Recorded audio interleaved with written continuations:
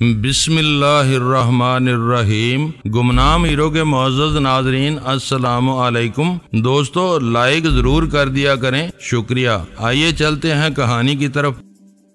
ये मुशाहदे और तजर्बे का कमाल है, खालिद ने सर झुकाकर कहा। बात इतनी मामूली होती तो किसी और के जहन में भी आ सकती थी। यहाँ एक से एक गाग अफसर बैठा हुआ है। बाज़ लोगों का इंतजामी तजर्बा मेरी कुल उम्र से भी ज्यादा होगा। वैसे तुम्हारी उम्र क्या है? मैंने हंसते हुए सवाल कर डाला। 30 बरस होने वाली है, इसने मेरे चुभते हुए सवाल का बुरा मनाए बगैर जवाब दिया। फिर तुम ठीक कह रहे हो, मैंने जब से तुम्हें देखा है मुसलसल एक सवाल मेरे जहन पर तारी है कि इतनी कम उम्री में स्पेशल टास्क फोर्स के स्टेशन कमांडर कैसे बन गए। मेरा अंदाजा था कि इस ओहदे पर उदेड़ उम्र और तजर्बेकार रिटायर्ड फौजी मुकर्रर किए जाते होंगे। ये कोई पैरामिलिट्री फोर्स नहीं है, खालिद ने बिला तवक्कुफ जवाब दिया। फोर्स के क़याम के मकासद बहुत महदूद और मखसूस हैं। इसमें भी रिटायर्ड फौजी अफसरों और जवानों की खासी तादाद शामिल है, मगर मुझ जैसे मुतअद्दिद कारकुन बाहर से भी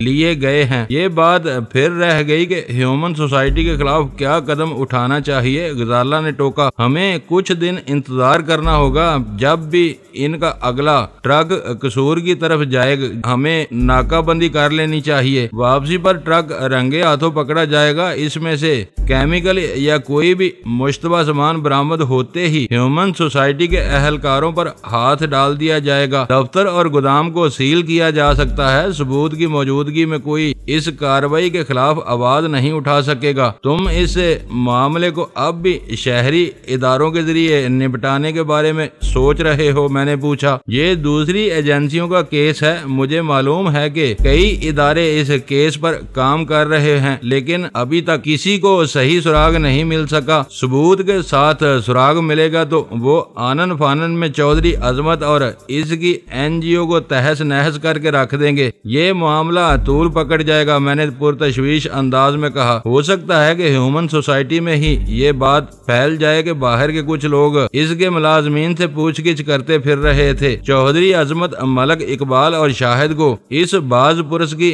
जरा भी भनक मिल गई तो वो तीनों गायब हो जाएंगे। मैं दूसरों के दायरा कार में कैसे मुदाखलत कर सकता हूँ? इसने बेबसी से पूछा। मुदाखलत की बात नहीं है, तुम खुद मुझे बता चुके हो कि लाहौर में ये वबा बहुत बढ़ चुकी है। तुम इस बारे में परेशान थे। अगर दूसरों को कामयाबी नहीं होती तो जरूरी नहीं कि तुम दूर से तमाशा देखते रहो। जुर्म की सरकोबी के लिए तुम हर वक्त बढ़ कर वार कर सकते हो, मैंने मोहतात अंदाज में कहा। पेशा वराना दयानत का तकाजा है कि पहले मैं मुतल्लका इदारों को अपनी मालूमात से आगाह करूं, फिर इनकी आनत और इजाजत से कोई कदम उठाया जा सकता है। STF में डिसिप्लिन के सिवा कुछ भी नहीं। मैं एक यूनिट का कमांडर होते हुए इस डिसिप्लिन को कैसे तोड़ सकता हूँ? मैं सोच में पड़ गया। नई सिगरेट सुलगाने के बाद मैंने इससे पूछा, कसूर की तरफ इनका ट्रक कितने दिनों बाद जाता है? कोई वक्फा मुकर्रर नहीं है, इसने बराह रास्त मेरी तरफ देखते हुए कहा। ये वक्फा 1 हफ्ते से 1 माह तक हो जाता है। आखिरी बार ट्रक 10 दिन पहले इधर होकर आया था। कुछ नहीं कहा जा सकता कि इसका अगला फेरा कब होगा। मैंने अपने 2 आदमी कसूर जाने वाले रास्ते की निगरानी पर मामूर कर दिए हैं। ट्रकों पर लिखी हुई उर्दू और अंग्रेजी इबारत में ह्यूमन सोसाइटी का नाम नुमाया है, वो दूर से पहचाने जा सकते हैं। चौधरी अजमत के हर काम में चालाकी और मकारी मौजमर थी। लाहौर से भारतीय सरहद का फासला ज्यादा नहीं था, मगर वो कसूर के रास्ते केमिकल स्मगल कर रहा था। सरहद पार से जो कुछ आता था वो इसकी जखीरा अंदोजी नहीं करता था। गोदाम में शाहिद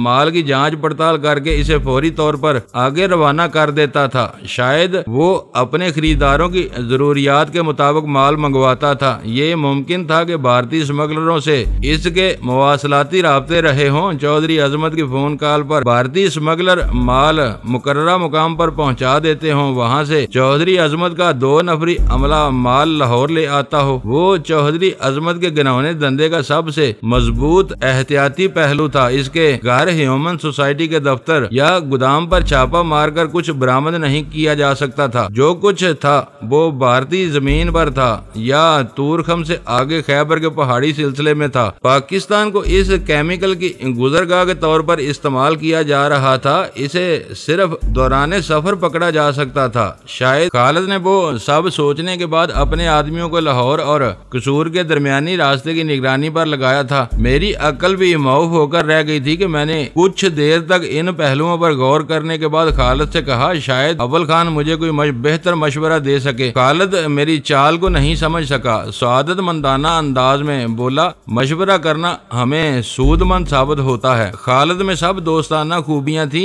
वो हमारी देखभाल कर रहा था, मेरी बात मान रहा था, मगर फैसले के लिए मेरा कोई मशवरा कबूल करने के लिए तैयार नहीं था। मैं एक बार इस तजर्बे से गुजर चुका था और इसे दोहराने पर आमादा नहीं था। इसके दिमाग में जो बात बैठ चुकी थी, इसे निकालना मेरे बस से बाहर था। जबकि अव्वल खान ने मेरे हर मशवरे को बेचूचरा कबूल करके मेरी आदत बिगाड़ दी थी। मेरे अमा पर गजाला ने ऑपरेटर से लाइन लेकर कराची में स्टेशन 4 का नंबर मिलाया। वो वहां नहीं पहुंचा था और इधर से हामिद ने गजाला को बताया कि अव्वल खान अपने घर से निकल चुका था और रास्ते में वीरा और सुल्तान शाह के पास रुका हुआ था।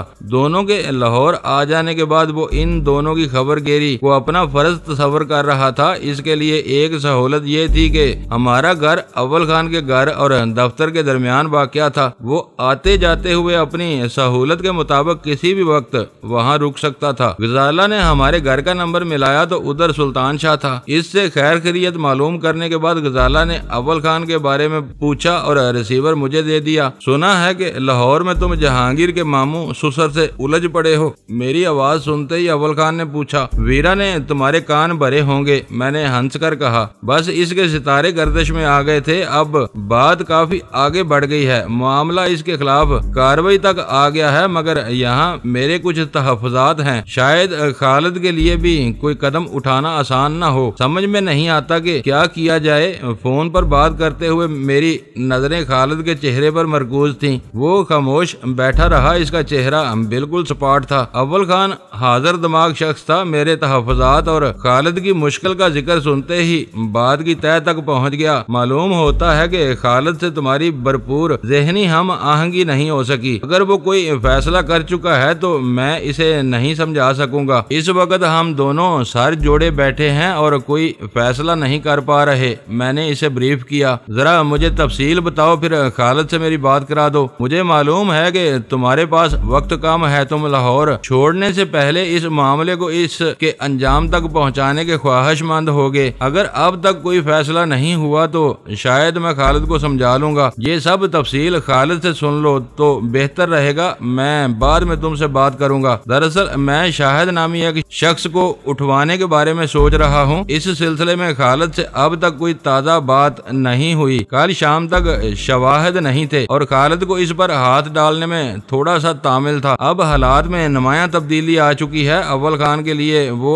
इशारे काफी थे। वो समझ सकता था कि मैं लाहौर में क्या दिक्कत महसूस कर रहा था। खालिद और अव्वल खान के दरमियान खासी देर तक बात होती रही। खालिद को कुछ देर के लिए तखलिया फराहम करने की नीयत से मैं गजाला के साथ खिड़की के करीब जा खड़ा हुआ, जहाँ से रोशनियों में डूबे हुए माल रोड पर रवां ट्रैफिक का खूबसूरत मंजर नजर आ रहा था। वो होटल का बंद कमरा था, मगर खालिद इतना मोहतात था कि इसने अपनी बात खत्म करने के बाद मुझे डैनी के बजाय मजहर भाई कहकर पुकारा और मैंने लपक कर इससे रिसीवर वापस ले लिया। रिसीवर कान से लगाते ही मुझे वीरा और सुल्तान शाह की मिली जुली आवाजें सुनाई दी। वो दोनों किसी बात पर उलझ रहे थे और अव्वल खान इनकी बेखबरी में स्पीकर फोन ऑन कर चुका था। सुन रहे हो कि ये दोनों आपस में किस तरह लड़ रहे हैं। दबी दबी हंसी के साथ रिसीवर में अव्वल खान की तीसरी आवाज सुनाई दी। इन्होंने फैसला किया हुआ है कि मेरी मौजूदगी में एक आध झड़प जरूर होगी। झगड़ा ये है कि नाश्ते के बर्तन कौन धोएगा। इन्हें इनके हाल पर छोड़ दो और अपने दफ्तर जाओ, तुमसे वहीं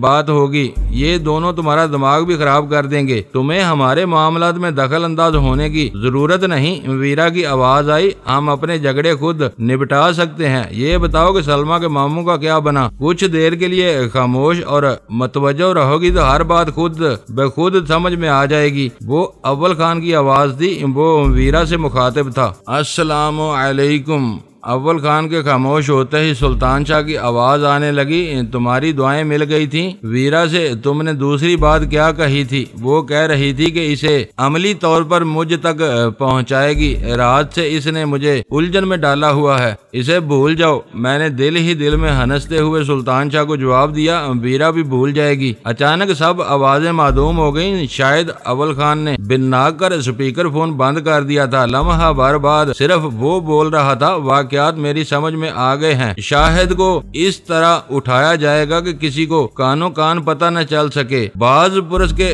दौरान में इसे मालूम नहीं होना चाहिए कि वो STF का कैदी है, ताकि आजादी के बाद वो फोर्स के खिलाफ कोई जहर अफशानी न कर सके। शाहिद की आजादी की बात कर रहे हो? मैंने बेयकीनी से कहा। जो नतायज हमने अखज किए हैं वो सही साबित हो जाते हैं तो वो किसी रियायत का हकदार नहीं रहेगा। इसे तो मारकर कहीं दफन कर देना ही सबसे बेहतर होगा। लोग समझते रहेंगे कि वो खौफजदा होकर बाहर बल्कि भारत भाग गया है। नहीं, ऐसा नहीं होगा। अव्वल खान की आवाज सर्द और सपाट थी। इसके मुस्तकबिल का फैसला खालिद पर छोड़ दो। ये केस बन जाता है तो पाकिस्तान को आलमी सतह पर सुर्खरुई हासिल होगी। इस वक्त पूरी दुनिया मंशियात के मसले से परेशान है। हैरत है कि फ्रीडम इंटरनेशनल और सहरा के तजर्बात के बाद भी तुम इस खुशगुमानी में मुब्तला हो। तुमको ये याद रखना चाहिए कि NGOs को वही कुव्वतें परवान चढ़ा रही हैं जो तुम्हारी बदख्वा और दुश्मन हैं। वो ह्यूमन सोसाइटी की बेखुनी पर भी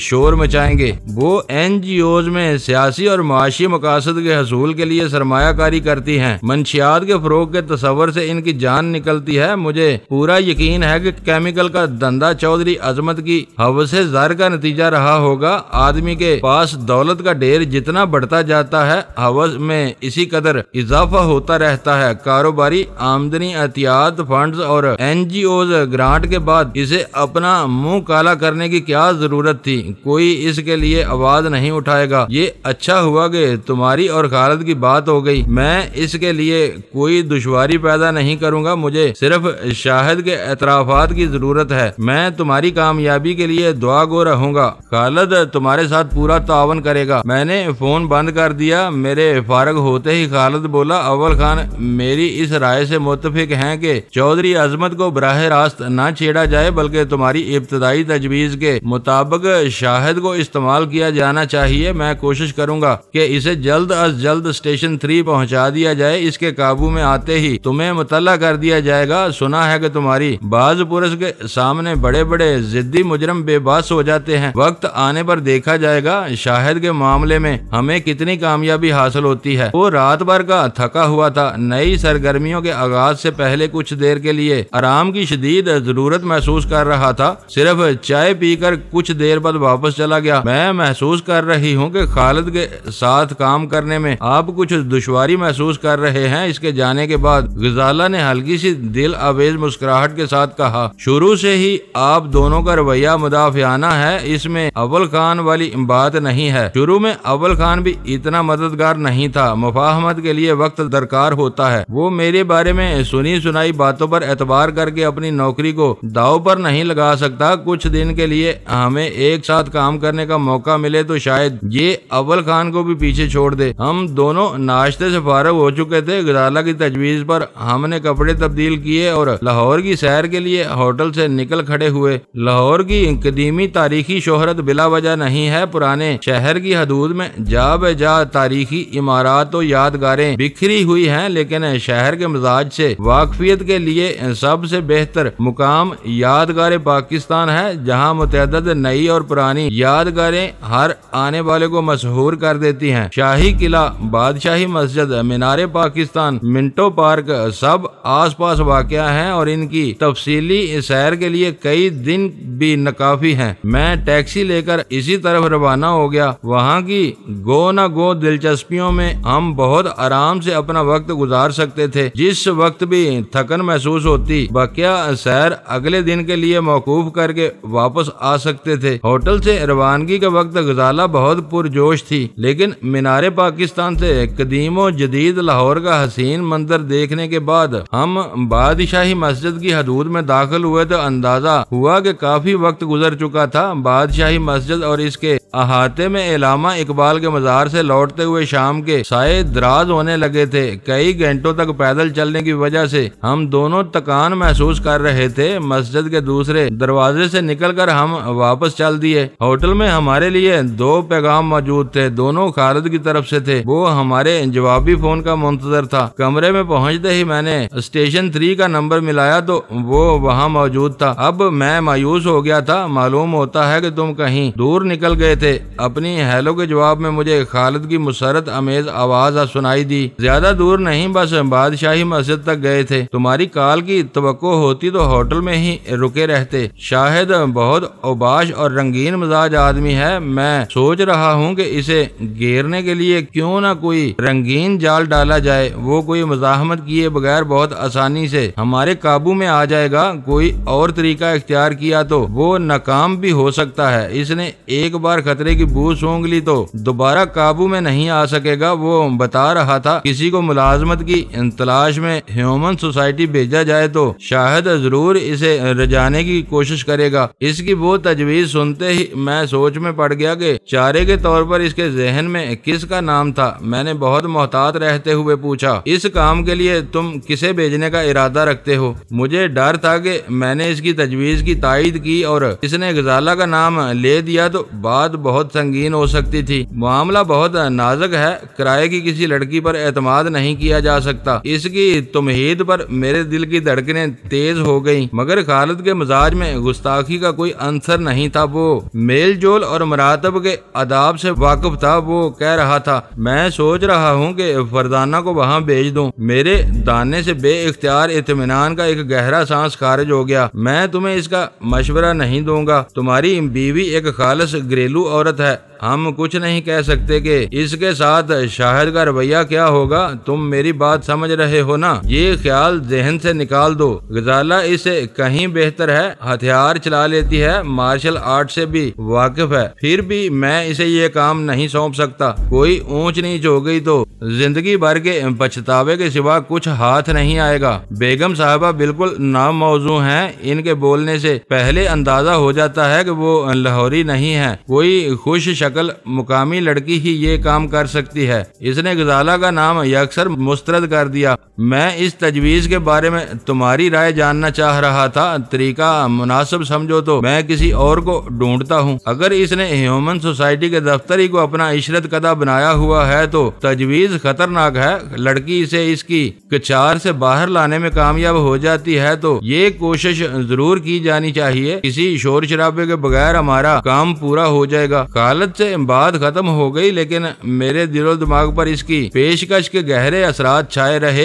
जब तक वो पूरी तरह मुतमिन नहीं हुआ, शाहिद को छेड़ने पर भी आमादा नहीं था। लेकिन जब इस इकदाम की अफादियत इसके जहन में बैठ गई तो वो इसे फांसने के लिए अपनी बीवी को भी आलाकार के तौर पर इस्तेमाल करने के लिए आमादा हो गया। वो मकसद से लगाव का बेमिसाल सबूत था। जो लोग अपने काम से मुखलिस हों वो मकसद की तकमील के लिए ना सिर्फ सब कुछ कर गुजरते हैं बल्कि अपनी जानों पर भी खेल जाते हैं। ऐसे लोगों के दम कदम से कौमें रूए जमीन पर फख्र से अपना सर बुलंद करके इस वक्त तक जिंदा रहती हैं जब तक इनमें इस कबील का आखिरी आदमी मौजूद रहता है। 7 बजे खालिद ने फोन पर अपने नाकामी का ऐलान कर दिया। इसे अपनी ख्वाहिश के मुताबिक ऐसी कोई लड़की नहीं मिल सकी थी जिसे शाहिद के लिए चारे के तौर पर इस्तेमाल किया जा सके। इस वक्त शाहिद कहाँ है? मैंने इसका मायूसाना जवाब सुनकर पूछा। ह्यूमन सोसाइटी के दफ्तर की निगरानी हो रही है, अभी वो वहीं मौजूद है। फिर तुम फौरी तौर पर होटल आ जाओ। मैं होटल की लॉबी में तुम्हारा इंतजार करूंगा। किसी तैयारी की जरूरत हो तो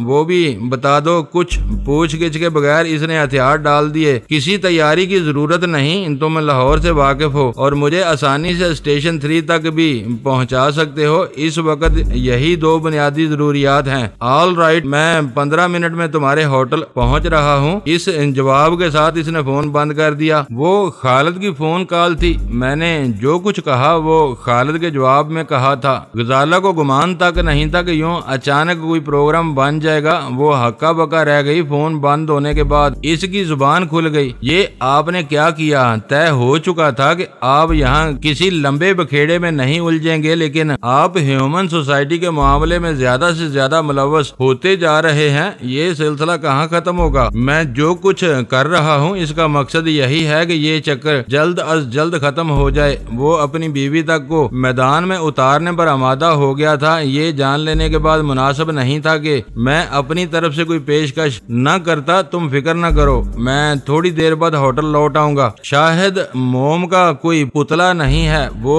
जसीम, फुर्तीला, हाजिर दिमाग नजर आ रहा था। आसानी से काबू में नहीं आएगा। गुजाला फिक्रमंद थी। मैंने अपना हाथ उलटकर इसके सामने कर दिया। ये अंगूठियां देख रही हो, इनके होते हुए वो ज्यादा हाथ पैर नहीं चला सकेगा। ये अंगूठियां वगैरह इस वक्त काम करेंगी जब वो आपको अपने करीब आने का मौका देगा। बज़ाहिर वो अनजान बनकर अपने दफ्तर से निकलता चला गया था, मगर मुझे शुबा है कि वो हम दोनों को देख चुका है। इसने दूर से आपको पहचान लिया तो वो गोली चलाने में देर नहीं लगाएगा। तुम्हारी बातों से यूं मालूम हो रहा है जैसे मैं खुदकशी करने के इरादे से जा रहा हूं और तुम मुझे इस से रोकने की कोशिश कर रही हो। तुम ये क्यों नहीं समझती कि खतरे की सूरत में हम इससे दूर रहेंगे और किसी मुनासिब मौका का इंतजार करेंगे। मुझे भी अपनी जान बहुत अजीज है। गजाला ने मुझे रोकने की बहुत कोशिश की। साथ ही वो ये भी समझ रही थी कि खालिद से प्रोग्राम तय कर लेने के बाद मेरा पीछे हटना मुमकिन नहीं था। हमारे मसाइल और अगले प्रोग्राम सिर्फ हमारे इल्म में थे। खालिद को इनकी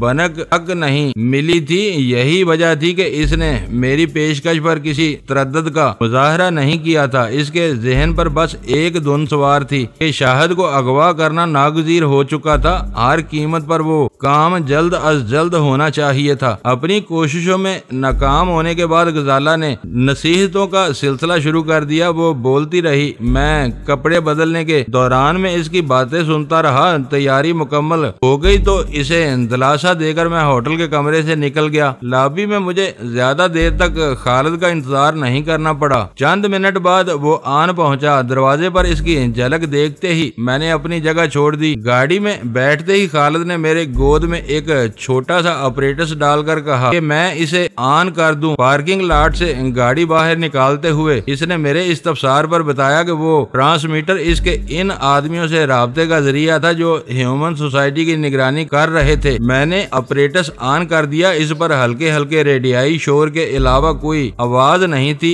मैंने ऑपरेटस इसकी तरफ बढ़ाते हुए कहा, जरा मालूम करो कि अब वो कहाँ है। खालिद ने एक हाथ से स्टीयरिंग संभाला, दूसरे से ऑपरेटस का बटन दबाकर अपना सवाल नशर किया। लाइन ओवर होते ही इसे रिपोर्ट मिल गई। शाहिद बदस्तूर दफ्तर में था। चौधरी अजमत का इस रोज भी दफ्तर में कोई पता नहीं था। खालिद ने पैगाम सुनने के बाद गाड़ी की रफ्तार बढ़ा दी। तुम इस दफ्तर में मिलने का इरादा तो नहीं कर चुके? चंद लम्हों के सुकूत के बाद खालिद ने चौंक कर पूछा। तुम्हें मुझसे ऐसी किसी हमाकत की तवक्को नहीं रखनी चाहिए। मैंने हंस कर जवाब दिया, हमारी कोशिश होगी कि रास्ते में इसे किसी वीरान जगह पर रुकने के लिए मजबूर किया जाए। एक बार हम इसके करीब पहुंच गए तो वो अपनी जगह पर बैठे बैठे बेहोश कर दिया जाएगा। तुम्हारे जिस्म से परफ्यूम की खुशबू आ रही है। मेरा पसीना ज्यादा बदबूदार नहीं है। फिर वो कैसे बेहोश होगा? इसने हंसकर सवाल किया। मैंने अपनी उंगली से अंगूठी निकालकर इसे दिखाई। इसमें नगीने की जगह कैप्सूल है। दबाव पड़ने से कैप्सूल में भरा हुआ सरीअल असर महलूल एक नन्ही सी खोखली सुई से गुजरकर ऑटो इंजेक्शन के असूल के तहत इसके जिस्म में दाखिल हो जाएगा। नायाब और कारआमद अंगूठी है। खालिद ने हैरत और मुसरत से कहा, ऐसी अंगूठियां कहाँ से मिल सकती हैं? मैंने अव्वल खान का नाम लेना मुनासिब न समझा। मेरे पास भी ये इकलौती अंगूठी है। जिस दिन इसका कैप्सूल खाली हो गया ये नाकाम हो जाएगी। एक दोस्त ने बहुत प्यार से तोहफे में दी थी। बाजार में कहीं दस्तयाब नहीं होगी। मेरी तजवीज सुनकर खालिद पुरसुकून नजर आने लगा। अगला मोड़ काटते हुए वो बोला, हमें सब कुछ तय कर लेना चाहिए। मैं इसे दूसरी निशिस्त पर धकेल कर इसकी गाड़ी संभाल लूंगा। तुम इस गाड़ी पर मेरे पीछे आओगे। इसे हम गाड़ी समेत स्टेशन 3 ले जाएंगे और इसकी गाड़ी शहर में लवारस खड़ी हुई देख ली गई तो मामला गड़बड़ हो जाएगा। हालात ने इजाजत दी तो इसे गाड़ी समेत कहीं वापस छोड़ दिया जाएगा। मुझे इसकी आजादी की तवक्को नहीं है। अगर हमारे मंसूबे का पहला हिस्सा मुकम्मल हो जाता है तो तुम्हें यह फैसला करना होगा कि शाहिद को इसके एतराफात समेत किस इदारे के हवाले किया जाए। इस केस में पुलिस से एंटी नारकोटिक्स फोर्स तक सारे सिविलियन इदारे दिलचस्पी लेंगे। मेरा इरादा पुलिस वालों से तावन करने का है। मेरी राय में ये केस एंटी नारकोटिक्स वालों को जाना चाहिए ताकि मंशियात और NGOs के हवाले से इसकी तशहीर हो सके। एक आम पुलिस केस बनने की सूरत में इसकी अहमियत खत्म होकर रह जाएगी। इसके लिए हमारे पास वक्त है। मेरी दुआ है कि हम अपनी इब्तदाई कोशिशों में कामयाब हो जाएं। थोड़ी देर बाद हम ह्यूमन सोसाइटी के करीब पहुंच चुके थे। खालिद ने गाड़ी इस इमारत से कुछ देर पहले ऐसी जगह पार्क कर दी जहां रोशनी कम थी और पहले से चंद गाड़ियां पार्क की हुई थीं। खालिद और इसके आदमियों के पास लासिल्की मवासलाती आलात मौजूद थे, मगर वो गैर जरूरी तौर पर इन्हें इस्तेमाल नहीं कर रहे थे। जब से खालिद ने इनसे रिपोर्ट ली थी, इसके आदमियों ने दोबारा राब्ता नहीं किया था। Number 1 calling for number 2 over. कई मिनट की तवील और बोझल इंतजार के बाद खालिद ने ट्रांसमीटर पर पैगाम नशर किया। Number 2 calling sir.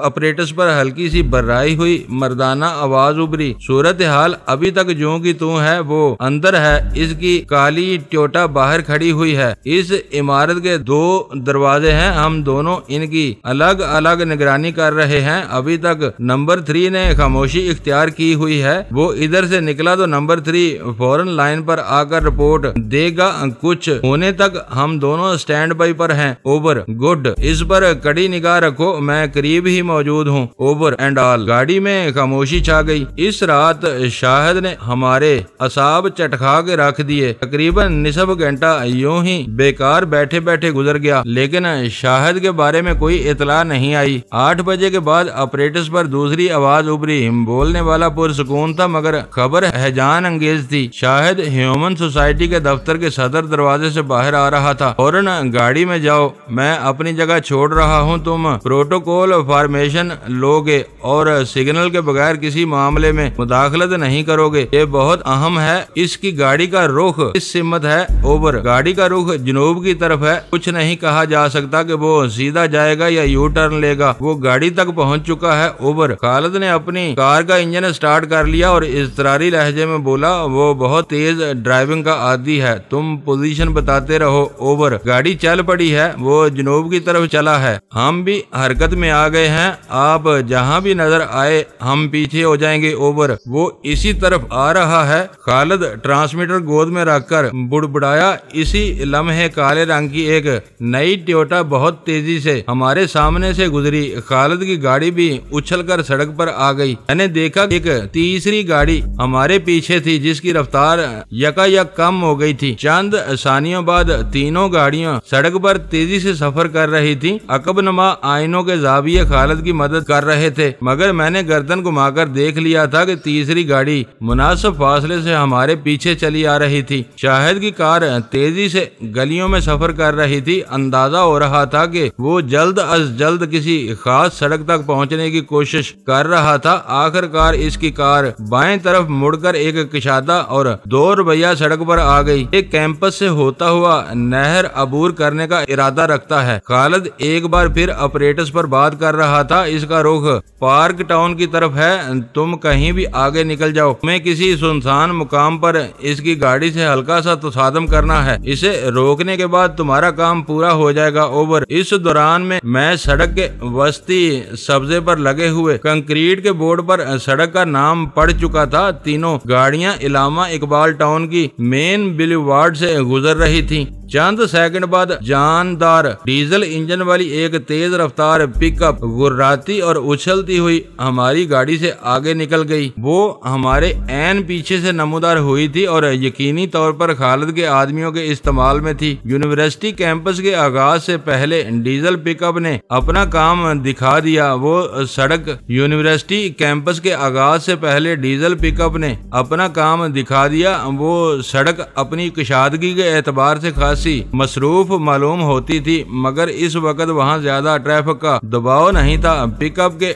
ड्राइवर ने हल्का सा साइड दबाया था। इसका पिछला हिस्सा काली टोयोटा के फेंडर से टकराया। शाहिद की कार सड़क पर लहराई और फिर किनारे पर रुक गई, क्योंकि पिकअप ने इसके दोबारा सड़क पर चढ़ने का रास्ता मसदूद किया हुआ था। पलक झपकते में हमारी गाड़ी भी काली टोयोटा के करीब पहुंच गई। दोस्तों वीडियो को लाइक जरूर कर दिया करें। ISI पाक आर्मी जिंदाबाद, पाकिस्तान पाइंदाबाद। मुअज़्ज़ज़ नाज़रीन, अपना ख्याल रखिएगा और अपने इस चैनल का भी शुक्रिया।